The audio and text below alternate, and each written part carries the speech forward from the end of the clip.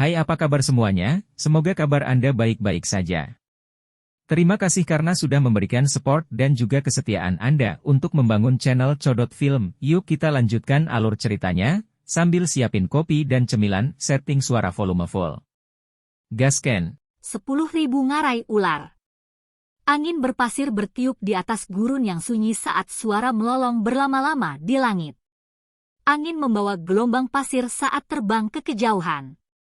Beberapa bintik hitam berangsur-angsur muncul di ujung jalan. Sesaat kemudian, titik hitam mendekat. Itu sebenarnya konvoi. Ada hampir 100 penjaga dengan wajah tegas menjaga konvoi itu. Banyak tatapan hati-hati menyapu mereka. Tangan mereka juga memegang erat senjata di punggung mereka. Lokasi bagian gurun ini sudah mendekati bagian luar wilayah Central Plains Utara. Oleh karena itu, sesekali seseorang akan melihat satu atau dua sosok. Namun, mereka sangat jarang dan menghilang dalam sekejap mata. Seluruh jalan hanya berdering dengan suara tapak kuda dan jeritan elang yang terpancar dari langit. Xiao Yan bersandar di jendela di dalam gerbong yang bergelombang. Pandangannya melihat ke arah penjaga yang tampak tegas dari klan Han. Suasana hari ini berbeda dari perasaan santai biasanya. Bahkan Guitou dan beberapa orang lainnya yang pada dasarnya bercanda setiap hari juga menutup mulut mereka. Tangan mereka, yang memegang senjata mereka, mengencangkan dan mengendurkan berulang kali, mengungkapkan kecemasan di hati mereka. Sepertinya ular iblis Siamang memiliki reputasi yang cukup ganas di sini. Dia benar-benar mampu menyebabkan orang-orang ini menjadi begitu cemas. Xiao Yan dengan lembut bergumam setelah menyerap ekspresi orang-orang di sekitar ke matanya. Xiao Yan merenung sejenak sebelum menggelengkan kepalanya. Setelah itu, dia duduk bersila di dalam gerbong, menutup matanya, dan memulihkan diri. Kerutan di dalam gerbong berlanjut selama sekitar 2 jam atau lebih sebelum tiba-tiba berhenti. Pada saat ini, Xiao Yan, di dalam gerbong, tiba-tiba membuka matanya. Pandangannya melewati celah jendela dan secara kebetulan bisa melihat puncak gunung yang curam tidak jauh dari situ. Di tengah-tengah puncak gunung ada celah yang tampaknya telah dibelah. Retakan itu berukuran sekitar 20 kaki, tampak seperti jurang.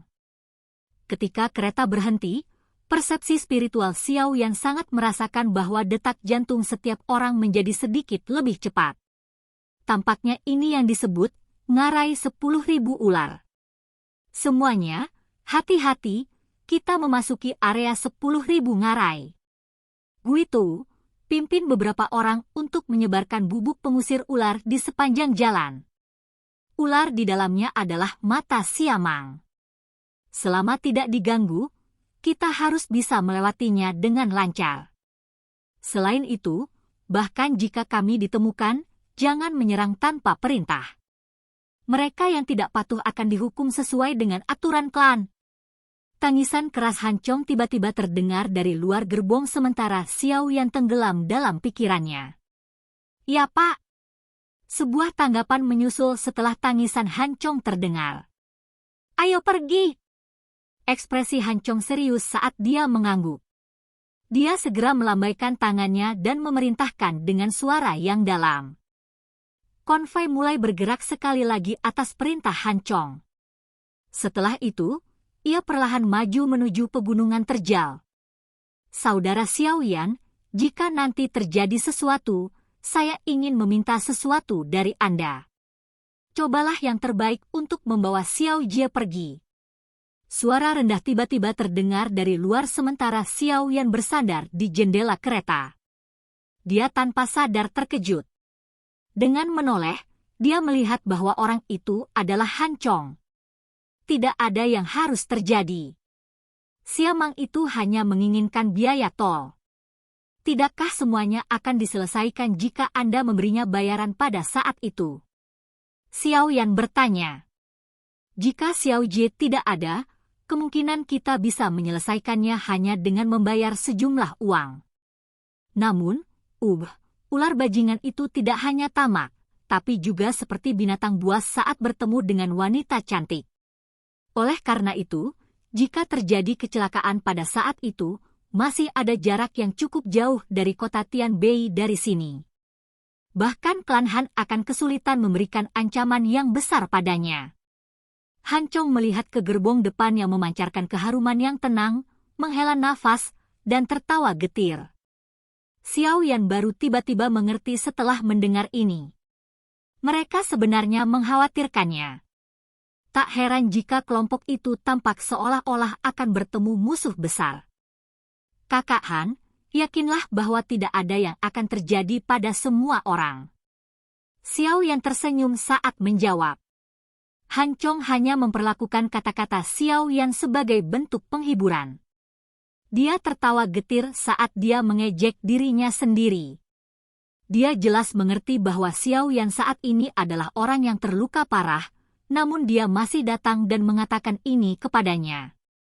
Jika sesuatu terjadi pada saat itu, kemungkinan Xiao Yan bahkan tidak akan memiliki kemampuan untuk melindungi dirinya sendiri. Bagaimana dia akan membantu nona muda? Han Chong menghela napas. Ketika dia melihat kereta perlahan-lahan memasuki jurang, dia hanya bisa menggelengkan kepalanya tanpa daya. Setelah itu, dia menaiki kudanya dan dengan cepat berlari ke depan sebelum mulai memeriksa sisi-sisinya untuk aktivitas apapun. Pada saat ini, konvoi masih memasuki ngarai 10.000 ular. Karena mereka takut mengganggu apapun, gerbong mereka semuanya tertutup pakaian. Mulut banteng bertanduk hitam yang menarik truk juga terhalang. Kelompok itu menyelinap ke ngarai dengan cara diam-diam. Semua penjaga klan Han di kedua sisi gerbong sudah menarik senjata mereka. Tangan mereka yang lain memegang bubuk berwarna putih yang berulang kali mereka sebarkan di kedua sisi jalan. Konvoi tidak bertemu dengan apapun di tengah suasana yang gelisah ini. Sekitar 10 menit kemudian, mereka melewati bagian tengah ngarai. Dari Hede, samar-samar mereka bisa melihat jalan keluar ngarai di kejauhan. Hampir semua orang diam-diam menghela nafas lega ketika melihat ini. Sementara semua orang santai, Xiao Yan di dalam kereta perlahan membuka matanya. Dia segera menghela nafas pelan. Mereka memang tidak bisa bersembunyi dari masalah. Desahan baru saja terdengar ketika seluruh ngarai langsung bergetar. Segera, pepohonan di kedua sisi ngarai dengan cepat tumbang, menampakkan beberapa ular besar. Sialan, kita sudah ketahuan. Tingkatkan kecepatan kami. Pergilah! Han Chong berteriak dengan marah. Ekspresinya menjadi jauh lebih jelek saat melihat pemandangan ini. Pada saat ini, dia tidak perlu berteriak. Pengawal klan Han yang berpengalaman sudah berusaha sekuat tenaga untuk mendorong banteng bertanduk hitam itu ke depan. Setelah itu, konvoi itu bergemuruh dan melaju, berusaha sekuat tenaga untuk keluar dari jurang. Bang! Ketika konvoi masih sekitar kurang dari 100 meter dari pintu keluar ngarai, banyak sosok besar tiba-tiba bergegas dari kedua sisi ngarai. Akhirnya, mereka menutup seluruh jalan. Mulut mereka yang buas dan besar memancarkan lidah ular yang mengandung bau busuk dengan suara cici. Mata ular yang gelap dan dingin menatap semua orang di konvoi. Sialan! Hati Han Chong langsung tenggelam saat melihat ular besar yang tak terhitung jumlahnya menghalangi jalan mereka. Meskipun ular besar ini hanya berada di peringkat 3 Magical Beast, tubuh mereka sangat besar. Dengan hanya beberapa lusinan, mereka mampu memblokir seluruh jalan sampai tidak ada celah sedikit pun yang tersisa. Gelombang suara gemerisik dikirim dari semak-semak di sekitarnya setelah jalan diblokir. Segera, ular beracun besar dan kecil yang tak terhitung jumlahnya, berbagai warna keluar dengan cara yang padat. Akhirnya, mereka mengepung seluruh konvoi. Ceka-ceka, sekelompok orang bodoh benar-benar berpikir untuk melewati sia tua yang hebat ini. Tawa aneh tiba-tiba terdengar dari langit setelah lingkaran itu terbentuk. Segera, sosok hitam hijau dengan cepat terbang dari atas ngarai. Dalam waktu singkat, dia muncul di langit di atas konvoi. Sosok yang baru saja muncul di langit di atas konvoi itu cukup aneh. Tubuh dan tungkai manusia ditutupi dengan sisik hitam hijau yang padat. Tempat di mana kepalanya seharusnya berada memiliki kepala ular yang terlihat buas. Matanya yang kecil berisi dingin dan kejam yang gelap saat mereka menatap orang-orang di bawah. Selain itu, di belakang iblis setengah manusia setengah ular ini terdapat sepasang sayap duki hitam hijau, yang membawa seekor liar yang kuat yang menyapu jurang saat mereka mengepak. Ekspresi kelompok Hancong segera berubah menjadi putih pucat ketika mereka melihat sosok hitam hijau yang muncul. Suara mereka sedikit bergetar. Ular iblis. Siamang. Siamang menatap konvoi dari atas. Dia tiba-tiba tertawa saat dia dengan santai berkata, "Kalian semua harus tahu aturan kakek ini, bukan?" Wajah Hancong sedikit gemetar. Dia segera keluar dari konvoi, mengeluarkan kartu kristal dan dengan hormat berkata, "Tentu saja kami tahu tentang itu.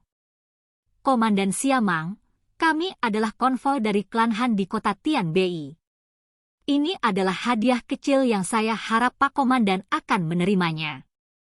Siamang mengulurkan tangannya. Sebuah kekuatan hisap tanpa basa-basi menarik kartu kristal di tangan Hancong. Dia meliriknya sebelum membuka mulutnya dan tertawa, "Lumayan. Sepertinya kalian semua masih memiliki ketulusan." Wajah Hancong sedikit gembira setelah mendengar ini. Dia dengan hati-hati berkata, "Kalau begitu, dapatkah Pak Komandan mengizinkan konvoi kita lewat?" "Ini wajar saja," Siamang tersenyum aneh. Lidah ularnya menjilat sudut mulutnya sebelum jarinya tiba-tiba menunjuk ke kereta tempat Han Sui berada. Dia tersenyum cabul dan berkata, "Namun, tinggalkan dia dulu." Ekspresi semua orang dalam konvoi tiba-tiba berubah. Cukup banyak orang yang diam-diam mengencangkan cengkeraman senjata mereka. Hancong juga menarik napas dengan lembut dan dengan hormat bertanya, "Apa maksud Tuan Komandan?" "Hehe, gadis kecil, tidak perlu bersembunyi. Kakek ini sudah mengendus jenis wewangian di tubuh wanita dari jarak yang sangat jauh. Selain itu, kakek ini juga tahu bahwa kali ini saya telah bertemu dengan seorang yang sangat indah, oleh karena itu, Anda harus keluar." Siamang mengabaikan Hancong dan tertawa aneh pada kereta yang pandangannya terkunci. "Bang!" Suara Siamang baru saja terdengar saat atap gerbong pecah. Sosok manusia muncul sebelum berdiri di atap kereta. Tatapan sedingin es memelototi Siamang di langit. Cahaya merah segera meletus di mata Siamang ketika dia melihat wajah Han Sui. Dia langsung tertawa ke langit, benar-benar seperti yang diharapkan kakek ini. Hadiah kali ini sangat kaya. Sudah lama sekali sejak saya tidak bertemu dengan hal-hal yang begitu indah. Wajah Han Sui sedingin es. Niat membunuh melintas di matanya yang cantik. Dia mengepalkan tangannya yang halus dan pedang panjang muncul. Dia mengepakkan sayap Douki di punggungnya saat dia tiba-tiba menembak ke arah Siamang. "Hehe, gadis kecil, bagaimana kekuatan Duwang Emu ini bisa lepas dari telapak tangan kakek ini?" Siamang tertawa terbahak-bahak saat melihat Han Sui menyerang. Dia melebarkan mulutnya dan pilar Douki hijau giok ditembakkan. Akhirnya, pedang itu menghantam pedang panjangnya dengan cara seperti kilat. Pedang panjang itu hancur dan sosok Han Sui juga dipaksa mundur. Pucat muncul di wajah merahnya yang ramping.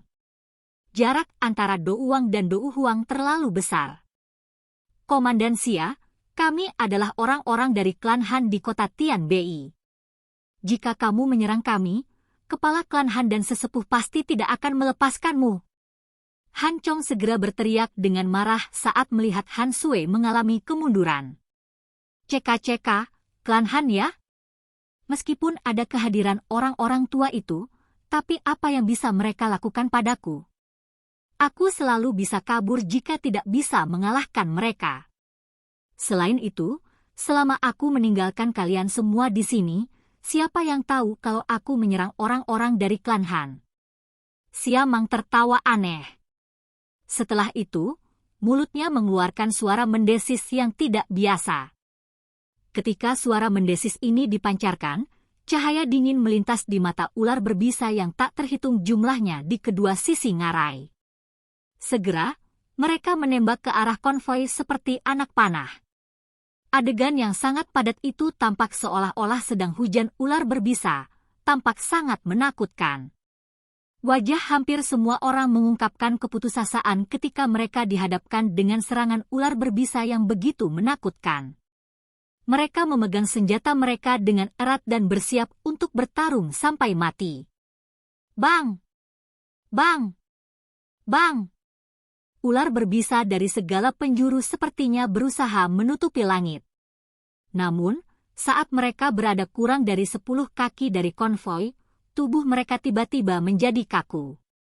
Segera, mereka mengeluarkan suara berderak saat mereka berubah menjadi kelompok bola api. Dalam sekejap, mereka berubah menjadi tumpukan abu yang tersebar dari langit. Melihat perubahan tak terduga yang tiba-tiba ini, semua orang yang hadir, termasuk kelompok Hancong, Hansue, dan Siamang semuanya tercengang. Ini. Silakan pergi ke. Oke guys, jangan lupa like, comment, share, and subscribe di channel Codot Film. See you next video, peace out and bye-bye.